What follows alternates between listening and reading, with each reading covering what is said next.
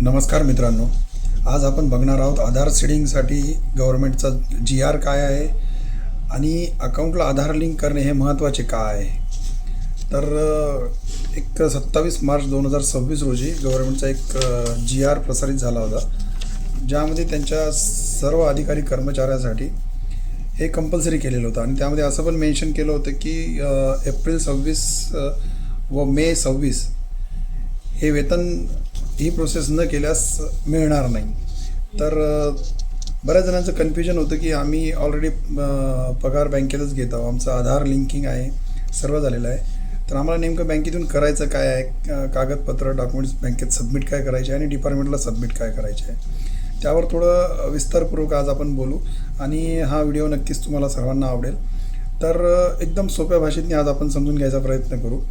आपल्याला ज्या बँकेत शाखेत आपले बचत खाते सॅलरी अकाउंट मेंटेन आहे, तिथे प्रथम तुम्हाला आपले आधार कार्ड घेऊन बँकेत जायचं आहे. बँकेत गेल्यानंतर तिचा जो कोणी कर्मचारी आहे, जो KYCसाठी अलॉट केलेला आहे, त्याला तुमचा आधार नंबर द्यायचा आहे. तो कर्मचाऱ्याची जबाबदारी आहे की तो आधार नंबरने चेक करेल की तो जे आधार सीडिंग आहे ते त्याच अकाउंटला आहे का.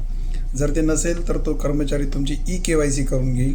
KYCची तुम्ही एक प्रत तुमच्याकडे ठेवा, जी तुमच्या डिपार्टमेंटला तुम्हाला सबमिट करायची आहे. आणि KYC केल्यानंतर एक KYCचा फॉर्म असते, तो KYCचा फॉर्म भरून KYC आणि तुमच्या आधार कार्डची एक झेरॉक्स प्रत त्याला लावून बँक तुमच्या आधारला आधार सीडिंग करणार. बरेच वेळा असं होते की आपण KYC केली म्हणजे माझी प्रोसेस संपली, असं नसते. तर आपल्याला बँकेतनी आधार सीडिंग पण त्यानंतर करून घ्यायची आहे. आधार सीडिंग करताना एक गोष्ट लक्षात घ्यायचं आहे की बरेच वेळा आपले होऊ शकते त्या शाखेतनी 2 खाते 3 खाते असू शकतात. एक बचत खातं असू शकते, कार लोन असू शकते, हाऊसिंग लोन असू शकते, पर्सनल लोन असू शकते. तर या केसमध्ये आपल्याला जो आपला प्रायमरी अकाउंट नंबर आहे, ज्यामध्ये आपली सॅलरी पगार जमा होतो, तर त्याला आपल्याला चूज करायचं आहे आधार सीडिंगसाठी. काही केसमध्ये असं पण होऊ शकते की काही कर्मचाऱ्यांची सॅलरी एका बँकेला आहे आणि दुसरीकडे कुठेतरी त्यांचे आधार लिंकिंग केलेलं आहे, जसं पोस्टात असेल किंवा अदर दुसऱ्या बँकेतनी. तर त्या केसमध्ये पण तुम्हाला तो आधार नंबर दिल्यानंतर बँकेचा तिचा बसलेला कर्मचारी सांगेल की तुमचं आधार सीडिंग कुठे गेलेलं आहे. तर तुम्हाला ते पण केल्यानंतर जेव्हा सीडिंग करतो तेव्हा ऑप्शनमध्ये त्या ब्रँचचं नाव पण टाकायचं आहे.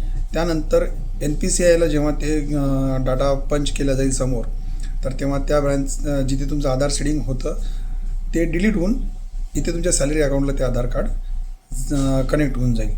आता याचा फायदा असा आहे की स्टेट गव्हर्नमेंटच्या म्हणण्यानुसार आधार सीडिंग करणे का गरजेचे आहे, कारण कोणतेही अधिकारी यांना दुबार वेतन अदा करण्यात नाही यावे किंवा कोणाचीही सेवार्थ प्रणालीमध्ये पुन्हा पुन्हा डबल नोंद होऊ नये, यासाठी हे गरजेचं आहे. त्यानुसार आता आपल्याला लक्षात आलंच असेल की आपल्याला बँकेत जाताना आधार कार्ड घेऊन जायचं आहे, पॅन कार्ड सोबत तुम्ही ठेवू शकता आणि बँकेचा पासबुक तुम्हाला घेऊन जायचं आहे. त्यानंतर बँकेत गेल्यानंतर तुम्हाला तिथचा जो कोणी अलॉटेड स्टाफ आहे त्याला तुमचा आधार नंबर द्यायचा आहे आणि KYC करायची आहे. KYC करतानाच त्यांच्या लक्षात येईल की तुमचा आधार त्याच बँकेत सीडिंग केलेला आहे की दुसऱ्या कोण्या बँकेत सीडिंग केलेलं आहे की कुठेच नाही आहे. आधार अकाउंटला लिंक असणे ही वेगळी गोष्ट आणि सीडिंग असणे ही वेगळी गोष्ट. आजपर्यंत स्टेट गव्हर्नमेंट पेमेंट जे व्हायचे ते सगळे CMP प्रणाली थ्रू व्हायचे.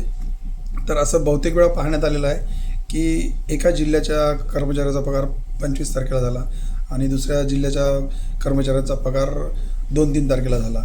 तर पुढे असंही होऊ शकते की DBT थ्रू जर सगळे हे पेमेंट सुरू झाले तर सर्व महाराष्ट्रातनी सर्वांचा पगार एकाच दिवशी होणार. तर जेव्हा आपण बँकेतनी सीडिंग केली त्यानंतर आपल्याला KYCची जी एक प्रत आहे ती प्रत आपल्याला सोबत घ्यायची आहे. आणि काही डिपार्टमेंटने स्वतःचे फॉर्मॅट तयार केलेले आहे की यावर तुम्ही शाखा व्यवस्थापकाची सही घेऊन या किंवा तिचा जो कन्सर्न ऑफिसर आहे त्याची सही घेऊन या. GR सोबतही एक फॉर्मॅट आलेला आहे. तर तसा फॉर्मॅट तुम्ही पण त्यांच्याकडून तुम्ही स्वतः भरायचा आणि त्यांच्याकडून त्यांची सही घ्यायची आहे. ते सही KYC आणि हे तुमच्या डिपार्टमेंटला जमा करायचे आहे. आधार सीडिंग झाल्यानंतर तुम्हाला NPCIचा मेसेज पण येते की successfully your Aadhaar is link to your bank account number. ही झाली पहिली प्रोसेस. आता यामध्ये असं पण आहे की जेवढे आपले सॅलरी अकाउंट होल्डर आहे स्टेट गव्हर्नमेंट एम्प्लॉई, त्यामध्ये एक 60 ते 70% लोकांचे ऑलरेडी आधार सीडिंग झालेले आहे. त्यामुळे बँकेतून बरेच वेळा असं सांगण्यात येते की ऑलरेडी तुमचं अकाउंट आधार सीडेड आहे. तर त्यात काळजी करण्याची काहीही गोष्ट नाही आहे. तुमचा फॉर्मॅट भरून घ्यायचा आहे, त्यावर फक्त शाखा व्यवस्थापक किंवा तिचा जो कोणी कन्सर्न स्टाफ असेल त्यांची सही घ्यायची आहे आणि ते तुमच्या डिपार्टमेंटला जमा करायचं आहे. बरेच वेळा असं म्हणण्यात येते की नाही, तुम्ही एकदा आधार सीडिंग करून घ्या. तर एकदा आधार सीडिंग जर झालेली असेल तर पुन्हा करण्याचं गरज नाही आहे. आणि मित्रो, हे एक व्हिडिओच्या माध्यमातून तुम्हाला सांगायचा प्रयत्न केला. जरी तुमचे काही याबद्दल प्रश्न असतील किंवा कोणाला GRची कॉपी हवी असेल किंवा कोणाला काही फॉर्मॅटची कॉपी हवी असेल, अजून काही प्रश्न असेल तर तुम्ही मला कमेंटमध्ये टाकू शकता. हे माझा पहिला प्रयत्न आहे की बँकेबद्दल आणि आधार सीडिंग या गोष्टीबद्दल तुम्हाला समजून सांगण्याचा. यानंतर जे काही आपले या पुढे व्हिडिओ येतील ते याच रिलेटेड असतील.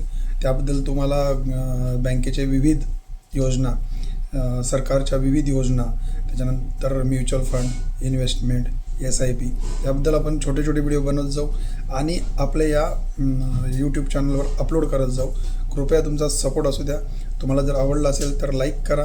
तुमच्या कोण्या सोबतच्याला जर गरज असेल तर त्याला शेअर करा हा व्हिडिओ आणि चॅनलला सबस्क्राईब करा. म्हणजे जे काही छोटे मोठे पुढे स्कीम येतील किंवा काही अकाउंट रिलेटेड किंवा काही लोन रिलेटेड किंवा काही insurance, general insurance, life insurance आणि म्युच्युअल फंड रिलेटेड SIP वगैरे, त्याबद्दल आपण छोटे व्हिडिओ काढून यावर अपलोड करत जाऊ आणि असाच सपोर्ट असू द्या. थँक्यू.